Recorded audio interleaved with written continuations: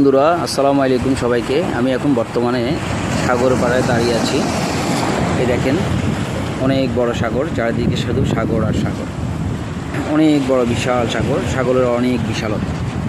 আজকে কথা হচ্ছে যে এই যে সমুদ্রের পাড়ে, এই যে সমুদ্রের পাড়টা ঘিরে এত বড় বড় করে পাথরগুলো রাখা আছে, এই পাথরগুলো মূলত এখানে কেন দেওয়া হয়েছে? এখানে মানুষ নেমে দাঁড়াবে, আনন্দ করবে, এনজয় করবে সেই জন্য না বন্ধুরা।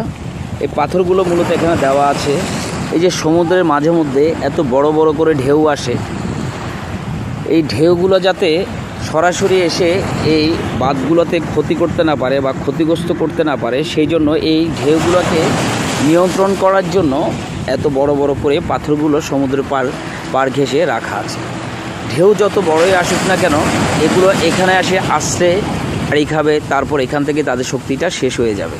কিন্তু এই যে ঢেউগুলো দেখছেন, এই ঢেউগুলো যদি সরাসরি এসে এই বাঁধগুলোতে পড়ে, তাহলে একটা সময় এই বাঁধের নিচে মাটিগুলো সরে যাবে, তারপর আস্তে আস্তে এই বাঁধটা ভেঙে যাবে। সেই জন্যই মূলত এই পাথরগুলো দেওয়া। ধন্যবাদ সবাইকে, ভালো থাকবেন।